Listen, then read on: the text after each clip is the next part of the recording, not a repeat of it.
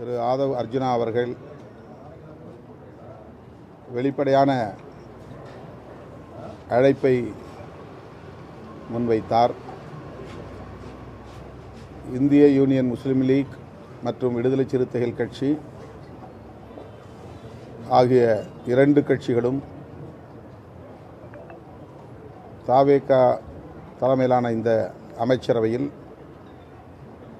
இடம்பெற வேண்டும் என்கிற வெளிப்படையான அழைப்பை அடுத்து எமது கட்சியின் பொதுச் செயலாளர்கள் உள்ளிட்ட முன்னணி பொறுப்பாளர்களோடு கலந்தாய்வு செய்தோம். பெரும்பான்மையானோரின் கருத்தின் அடிப்படையில் இந்த அமைச்சரவையில் இடம்பெறுவது என்கிற முடிவை எடுத்திருக்கிறோம். வன்னியரசு, ஜோதிமணி ஆகிய இரண்டு சட்டமன்ற உறுப்பினர்களில் வன்னியரசு அவர்களின் பெயரை பரிந்துரைப்பதென்று முடிவெடுத்திருக்கிறோம். அவ்வளோதான் செய்தி.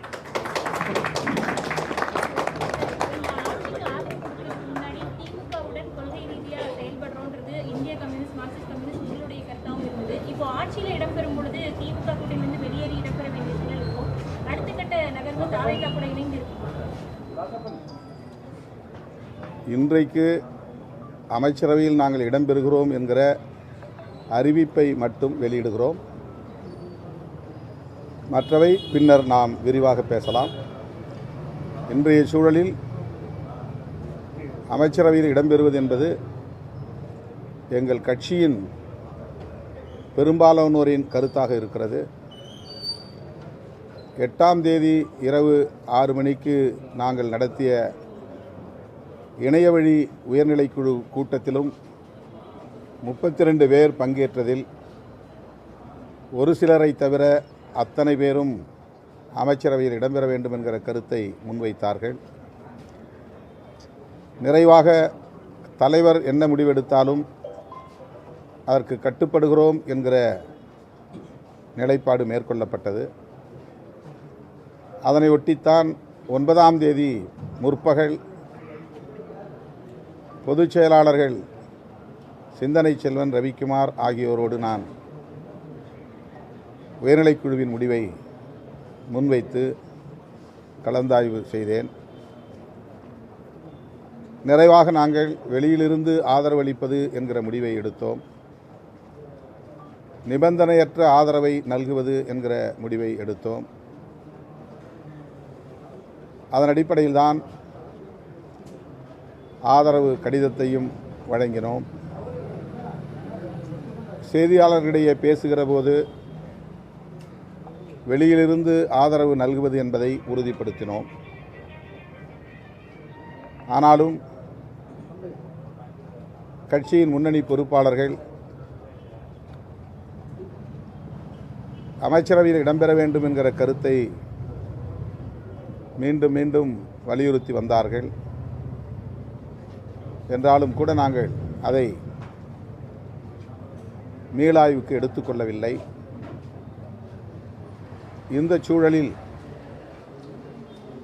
தாவேகா தரப்பிலிருந்து வெளிப்படையான அழைப்பு வந்தது.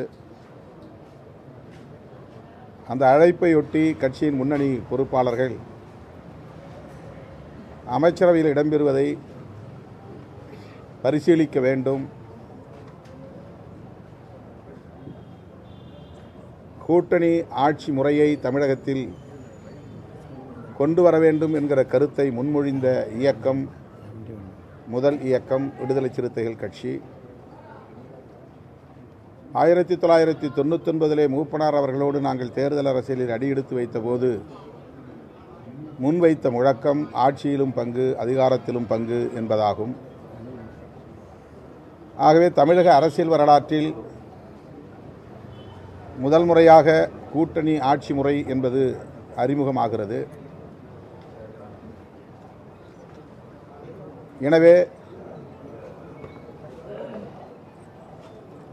தாவேகா விடுத்த அழைப்பையும் கணக்கில் கொண்டு கட்சியின் நீண்டகால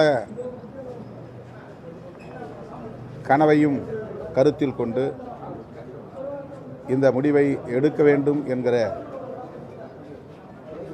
நிலைப்பாட்டை பெரும்பான்மையான பொறுப்பாளர்கள் முன்வைத்திருக்கிறார்கள். ஆகவே இப்போதைக்கு நாங்கள் இந்த முடிவை எடுத்திருக்கிறோம். பின்னர் அடுத்த சந்திப்பில்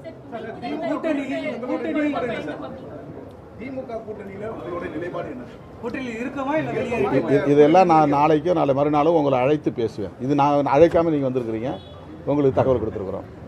நன்றி.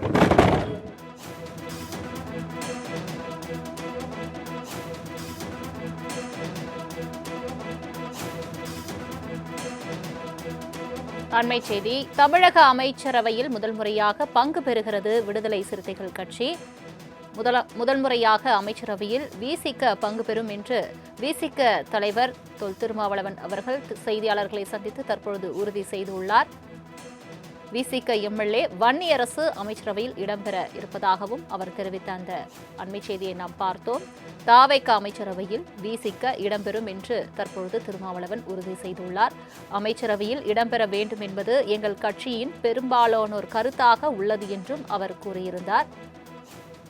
திமுக கூட்டணி நிலைப்பாடு என்ன என்பது தொடர்பாக பிறகு அறிவிப்போம் என்றும் அவர் தெரிவித்திருந்த அந்த காட்சிகளை பார்த்தோம். தமிழக அமைச்சரவையில் விசிக இடம்பெறுகிறது என்ற அறிவிப்பை திருமாவளவன் செய்தியாளர்கள் சந்திப்பின் மூலம் உறுதிப்படுத்தியிருக்கிறார். அண்மை செய்தியாக பார்த்து வருகிறோம். விசிக எம்எல்ஏ வன்னியரசு அமைச்சராக இருக்கிறார். அண்மை செய்தியை பார்த்து வருகிறோம். இது தொடர்பான மேலும் விவரங்களை தருவதற்காக செய்தியாளர் நௌஷத் இணைப்பில் இருக்கிறார்.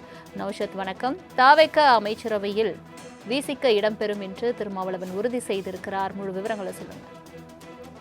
வணக்கம் சலோமி.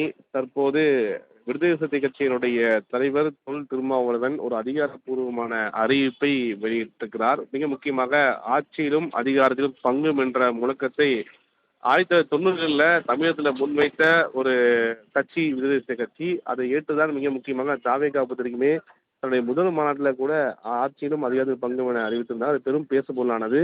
ஆனால் பேசுபொருளானதும் இல்லாமல் தாவேகா ஆட்சிக்கு வந்தவுடனே அதை செயல்படுத்தி காட்டியிருக்கிறார்கள். அந்த அடிப்படையில் விடுதலை சிறுத்தை கட்சியை பொறுத்தவரைக்குமே ஆட்சியிலும் அதிகார பங்கு அடிப்படையில் அமைச்சர்கள் ஈடுபடுவார்களா என்ற கேள்வி எழுந்த நிலையில் தற்போது அதுக்கு முடிவாக இருக்குது என்று தான் சொல்ல வேண்டும். கடந்த 3 நாட்களாக கடந்த பேச்சுவார்த்தை நடைபெற்ற நிலையில் நாளை அதிகாரப்பூர்வமாக விடுதலை சிறுத்தை கட்சிகள் சார்பாக வன்னியரசு அமைச்சராக பொறுப்பேற்பார் எதிர்பார்க்கப்படுகிறது. அதிகார அறிவிப்பை திருமாவளவன் அறிவித்ததார். என்றால் இன்று கிட்டத்தட்ட 23 அமைச்சர்கள் பதவியேற்றார்கள். மொத்தம் 35 வர வேண்டும். 33 அமைச்சர்கள் பதவியேற்றிருக்கிறார்கள். 2 இடங்கள் காலியாக இருக்கிறது. மிக முக்கியமாக ஆதி திராவிட நலத்துறை மற்றும் சிறுபான்மை நலத்துறை. அந்த அடிப்படையில் பார்க்கும்பொழுது விடுதலை சிறுத்தை கட்சி பொறுத்தவரைக்குமே வன்னியரசர்களுக்கு ஆதி திராவிட துறை ஒதுக்க இருப்பதாக தகவல் இருக்கிறது. அந்த அடிப்படையில் தற்போது வேலை செய்யக்கூடிய தனது இல்லத்துல விடுதலை சிறுத்தை தலைவருடைய தலைவர் தொல் திருமாவளவன் அதிகாரப்பூர்வமான அறிவிப்பை வெளியிட்டு நாளை அமைச்சராக வன்னியரசு பதவியேற்கிறார். அதுக்கான ஏற்பாடு செய்யப்பட்டிருக்கிறது. சரோமி, தங்களின் முழு விவரங்களுக்கு நன்றி நௌஷத்.